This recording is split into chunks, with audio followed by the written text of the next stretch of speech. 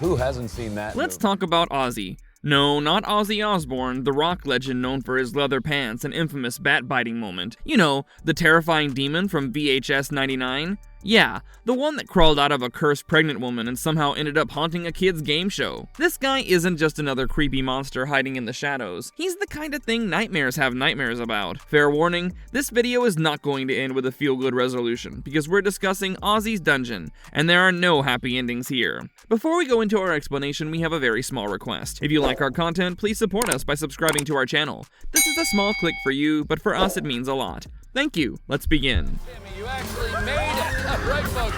We don't want to get the suit messy, did we? The birth of Ozzy, a demon's origin story. The first thing you need to understand about Ozzy is that he doesn't exist the way you and I do. He festers, like mold growing in your basement, except more demonic. But where did Ozzy come from? The film doesn't offer a definitive answer, leaving his origins mysterious. However, a plausible explanation could be assumed. Since he's a wish demon, Ozzy is likely to be an ancient entity, born from the fractured wishes of the desperate. Imagine every time someone begged the universe for an impossible miracle and paid the price, a fragment of their hopelessness was left behind. Over the centuries, these shards of broken hope and corrupted dreams could have merged into the being we know as Ozzy. As for his presence in the physical world, it makes sense that he requires a vessel. Writers Zoe Cooper and Flying Lotus choosing a pregnant woman as an unwilling incubator for Ozzy's grotesque existence is a fitting symbol of human creation being twisted into corruption. The place that's supposed to bring life into the world becomes his gateway to crawl into ours. It's the ultimate betrayal of nature, making him more than just another scary face. While the creators haven't confirmed this theory,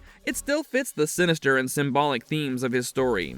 The cult of Ozzy, when devotion goes wrong. Now let's talk about the people who keep this nightmare alive, the cultists. At first glance, they look like regular producers and crew members of a cheesy 90s kids game show. But peel back the curtain and what you've got is a bunch of people who are really into making sacrifices to their dark god. How did that even happen? It's not like these people just woke up one day and thought, you know what I need to do today? Join a demon cult. So it's safe to assume that it might have started the way these things always do, with a promise. Ozzy's power lies in granting wishes, right? But the film's theme and ending clearly emphasize that he's not here to make your dreams come true. He's here to twist them into nightmares that still look like dreams on the surface. For the cultists, these wishes might have been the ultimate lure. Power, wealth, revenge, even love, or whatever else their hearts desired. Ozzy might have provided it. And once they got a taste of what he could do, they were hooked. But why do they play by his rules? Well, the most likely explanation for why they worship Ozzy is because the alternative is unthinkable. They follow his rules and do his bidding, or they end up as fuel for the dungeon. Simple as that. It's also worth noting that in the final moments of the segment, Ozzy is revealed to have worshippers wearing t-shirts emblazoned with the dungeon's logo. This detail suggests that the cultists might not just be producers. They could be former contestants or even champions who received a wish from Ozzy themselves. Over time, what might have started as individual desperation might have turned into collective fanaticism, where they created rituals to honor him and built the dungeon as a shrine to his power that continues the cycle of suffering. While the film doesn't explicitly delve into the cultists' backstory or their motivations, the idea of the crew being not just producers, but also active enablers of Ozzy's ritualistic horror fits the twisted world of Ozzy's Dungeon perfectly.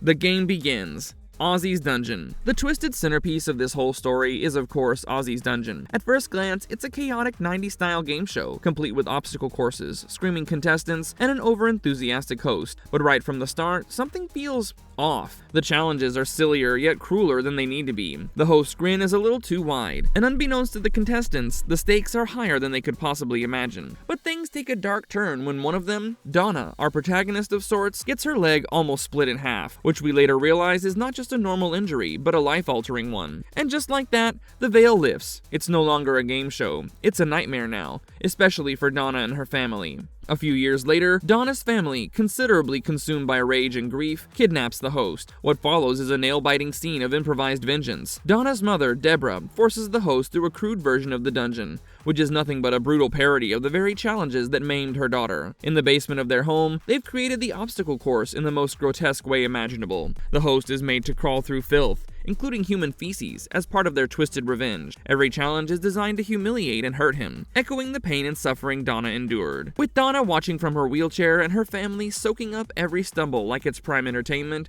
this whole thing is just as much about humiliating the host as it is about revenge. But as things escalate, it's obvious this isn't just about justice anymore. The family's anger morphs into something way darker, something twisted by their own broken dreams and guilt. And as Deborah stands inches away from the host's eyes with an acid-filled syringe in her hand, he finally pleads for his life and makes a desperate offer, the only thing they cared for enough to stop the torture. The host convinces them that Donna can still get her wish. He convinces them Ozzy is real, not just a gimmick for the cameras, and if they let him live, he'll take them to the source of it all.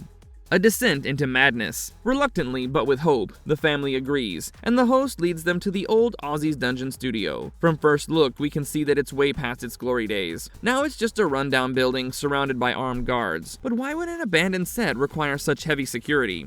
You'll know why soon enough. The family sneaks inside, and the sight of the studio decaying, yet strangely protected, is unsettling to even watch. They follow the host deeper and deeper into the ruins, until they reach something that feels more like a cave temple than a studio. And what do you know? Ozzy lies at the heart of the space. But this isn't the Ozzy anyone was expecting. It's a deformed, massively pregnant, barely human woman lying on an altar, with her misshapen figure radiating a strange, unsettling kind of drama. She's surrounded by cultists, who seem like Ozzy worshippers wearing the dungeon's logo, some of them even kneeling in prayer. The host motions to Donna, leans in, and whispers something that you and I will never know. Donna makes her way to the altar, as her family walks impatiently, while probably dreaming of swimming in a pile of cash soon enough. The wish that changed everything. Donna approaches the altar, and for a moment, it's almost serene and quiet. But then boom. The pregnant woman's stomach splits open, and out comes Ozzy. The creature pulls itself free in jerking, unnatural, lightning-filled movements, and its body is slick with some dark, unidentifiable fluid. He's like a mythological, scarier mix of a demogorgon and a bloated Lovecraftian altar being. It rips through the room with brutal force, melting faces and mangling bodies beyond recognition. The host is the first to fall, and his screams echo in the chamber as he's consumed by Ozzy's wrath. But we quickly realize that Donna's family isn't spared either, and their faces begin to melt with their skin bubbling and sloughing off in thick, wet globs. Now, you might be wondering what happens to Donna, right? That's the most horrifying part of the story. She watches her family die with one of the most sinister and bone-chilling smiles I've ever seen plastered on her now evil face. What does the smile mean? Donna's smile lingers in the audience's mind long after the screen cuts to black. What exactly did she wish for? Was it revenge? Freedom? Power? The ending is open to interpretation, but here are my 2 cents. Donna's smile is not of a child who just won her heart's desire. It's something much, much colder. Something that suggests her wish was never about winning or justice. It was about liberation. From the host, from her family who pressured her into rigorously preparing for the games, from the pain that's defined her life since the day she first entered Ozzy's dungeon.